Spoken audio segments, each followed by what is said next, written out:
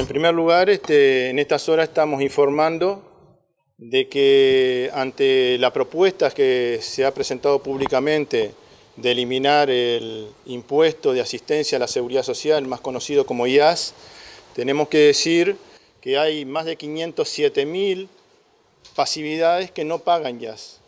Porque para pagar este impuesto, el jubilado tiene que ganar más de 32.232 pesos. Ojalá los jubilados y los pensionistas en este país ganaran más de eso y en esta entrevista dijéramos que todos tienen que pagar IAS, pero lamentablemente el 80% de los jubilados y pensionistas no llega a ganar 32.232 pesos. ¿Por qué?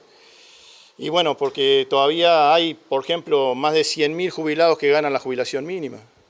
Y tenemos que seguir trabajando para mejorar la situación de los jubilados y de las diferentes personas que están cobrando eso que para nosotros es insuficiente. Y por otro lado, tenemos que decir que el año pasado y el año anterior, cuando estuvimos planteando una solución para los trabajadores mayores de 50 años, estuvo planteado con mucha fuerza de que era un escándalo de que el BPS en el 2017 necesitara 600 millones de dólares de asistencia financiera, que necesitara más en el 2018, que la proyección para este año que estamos sea de 800 millones la asistencia financiera, y sin embargo se propone eliminar un impuesto que le restaría recursos a la seguridad social en 326 millones de dólares. Esto quiere decir que a valores del 2017, que es el año que está cerrado ya, la asistencia financiera se aumentaría en un 50%. O sea que si este impuesto no hubiese existido el año pasado, en lugar de necesitar una asistencia financiera de 600 millones en el 2017, hubiésemos necesitado prácticamente 900 millones de asistencia financiera. Y bueno, nosotros decimos como trabajadores que cuando se presenta una propuesta de este tipo en forma aislada, la verdad que no contribuye a resolver los problemas que tiene la seguridad social. Para nosotros tiene que haber un diálogo donde participen todos los sectores sociales, todos los sectores políticos, y en ese diálogo resolver en forma integral cómo se financia la seguridad social. Nosotros no estamos de acuerdo con que el tema del financiamiento se discuta en forma aislada, como no estamos de acuerdo que se discuta en forma aislada de la edad de retiro, sino que tiene que ser en el marco de un diálogo donde participen todos los actores representativos y bueno, y en ese diálogo poder resolver qué es lo mejor para los uruguayos y las uruguayas. Quienes critican este impuesto dicen que bueno, no es justo de que una persona que trabajó toda la vida, pagó impuestos, siga pagando cuando es jubilado. Bueno, hay un informe que hoy estuvimos justamente reunidos aquí en el PIC-CNT, el equipo de representación de los trabajadores, y estuvimos analizando un informe que los países de la ODEC, de 35 países, un relevamiento que se hizo, hay 32 de los 35 países donde los jubilados, las pensiones, digamos, pagan este tipo de impuesto. Es un impuesto directo que se paga inclusive antes que existiera el IAS, porque cuando se pagaba el impuesto de las retribuciones personales, el viejo IRP, también lo pagaban los jubilados y pensionistas. Por lo tanto, Uruguay no está innovando en materia de impuestos cuando se introduce este impuesto para los jubilados y pensionistas que ganan más. Repito, hay solamente un 20% de los jubilados y pensionistas que paga IAS. El 80% de los jubilados y pensionistas que gana menos de 32.232 pesos no paga IAS. Y por lo tanto, nos parece que tenemos que dar este debate no en forma aislada, porque digo, cada vez que los trabajadores proponemos algo, se nos pregunta ¿y cómo se financia eso? Y bueno, nosotros decimos, si se elimina el IAS y a la seguridad social se le va a restar 326 millones de dólares por año, ¿de dónde van a salir esos recursos para financiar la seguridad social? Porque con ese impuesto se pagan las jubilaciones. Si lo eliminamos, ¿vamos a solicitar más asistencia financiera o vamos a crear otro impuesto? Y si creamos otro impuesto, ¿quién va a pagar ese impuesto? ¿Lo van a pagar los que ganan más o lo va a pagar toda la sociedad? No, pero eso está dicho en el marco de la campaña electoral que va a estar instalado. Evidentemente el tema de los impuestos y particularmente el IAS seguramente es un tema de discusión de la campaña electoral con todos los partidos políticos. ¿Ustedes como representación de los trabajadores proponen algo concreto en el marco de este año de campaña electoral?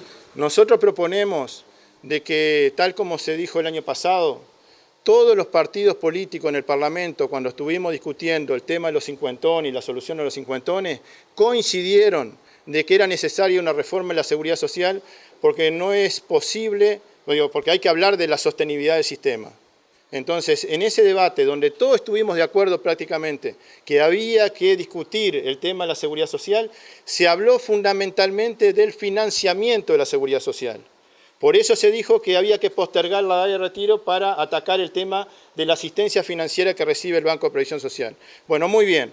Nosotros decimos, sobre la base de ese consenso, que todo el mundo dijo que la seguridad social necesitaba cambios. En el próximo periodo de gobierno, instalemos un diálogo y con la agenda abierta, digamos, que se discute integralmente qué seguridad social queremos. ¿Por qué? Porque en este año, si bien se puede discutir todo lo que quieran los partidos políticos en campaña electoral, no se pueden aprobar leyes que modifiquen el presupuesto de gasto del Estado. Por lo tanto, habrá debate, pero lo que más importa es que en el próximo periodo de gobierno se instale un diálogo y se discuta cómo se financia la seguridad social en el país. Nosotros decimos, si se va a eliminar un impuesto, tiene que quedar claro cómo compensamos esos ingresos que hoy tiene la seguridad social, si lo compensamos con otro impuesto o si los uruguayos están de acuerdo con que el Estado siga asistiendo, y en este caso no asistiendo en el 2019 con 800 millones, sino con 1.100 millones de dólares. Porque digo, repito, durante todos estos meses anteriores, los partidos de la oposición sobre todo, pero varios actores de la sociedad han manifestado su preocupación por la importante asistencia financiera que tiene la seguridad social. Y a propósito, ¿cuál fue el déficit del BPS en 2018? ¿Ya está el número? Bueno, hay un número intermedio, todavía no se cerró, pero lo que estaba proyectado es que iba a andar alrededor de los 700 millones de dólares en el 2018. Y hay una proyección para el 2019 de aproximadamente 800 millones de dólares. Y esto es sin eliminar el IAS. Entonces, me parece que estamos hablando de un tema muy sensible, que sería bueno que se dijera, además del anuncio, porque es muy simpático proponer la eliminación de un impuesto, pero me parece que tiene que haber una propuesta que diga de dónde van a salir esos recursos después que el IAS no exista. ¿Estos 700 millones del 2018 es superior a lo que se había proyectado inicialmente? Todavía no se cerraron los números del 2018. La proyección que hicimos en su momento fue de que iba a ser un valor intermedio entre los 600 millones y los 800 millones. Pero seguramente hoy escuchaba en algunos medios de prensa que la asistencia financiera de la Caja Militar fue más de lo que se había proyectado. Bueno, todavía no tengo la información en cuánto más fue lo que realmente ocurrió, pero bueno, cuando se conozcan los números del BPS seguramente va a haber un debate sobre ese número, sobre esa asistencia financiera. ¿Cuándo estarán disponibles esos números? Y por lo general en abril, mayo, ¿no? ¿Cómo viene la desafiliación de las AFAP por parte de los cincuentones? Bueno, podemos decir con mucha, satisfacción, porque esto confirma que la representación de los trabajadores tenía razón cuando decía que había miles de trabajadores perjudicados, que en estas horas estamos llegando a los 16.000 trabajadores y jubilados, o sea, 16.000 personas que ya se desafiliaron del régimen de ahorro individual y eligieron el sistema solidario del Banco de Previsión Social. Hay 16.000, de los cuales aproximadamente 13.000 son trabajadores y unos 3.000 son jubilados, que se jubilaron por el régimen, por el sistema mixto, digamos, jubilados que cobran una parte por la FAP y otra parte por el BPS, que eligieron volver a la solidaridad del Banco de Previsión Social. Y aprovechamos a decir que hay plazo hasta el 31 de marzo para que aquellos trabajadores que hoy tienen más de 58 puedan venir a asesorarse y a partir de ese asesoramiento desafiliarse. Y también hasta el 31 de marzo los que se jubilaron por el régimen mixto, porque a partir del 1 de abril van a venir solamente trabajadores, ya no van a poder asesorarse ni desafiliarse los jubilados, y van a ser aquellos trabajadores que hoy tienen más de 55 años. Por lo tanto, aprovecho la oportunidad de decir, ya se desafiliaron 16.000 trabajadores y jubilados y a partir del 1 de marzo, a partir del 1 de abril comienzan, digamos, el segundo colectivo en esta solución que le encontramos a los perjudicados por las AFAP. Aprovecho y le pregunto, ¿en qué quedó aquella iniciativa, aquel proyecto que buscaba o permitía que los jubilados pudieran tener una segunda vida laboral activa a través del mecanismo que lo contemplaban el proyecto de ley? Bueno, eso tiene que ver con el tema de la compatibilidad entre el trabajo y la jubilación. Y creo que es un tema que el próximo diálogo debería abordar, porque en el diálogo anterior ya se estuvo discutiendo el tema y salió una ley, que es la ley 16.006, que posibilita, cumpliendo con determinadas condiciones, posibilita de que un jubilado también pueda trabajar.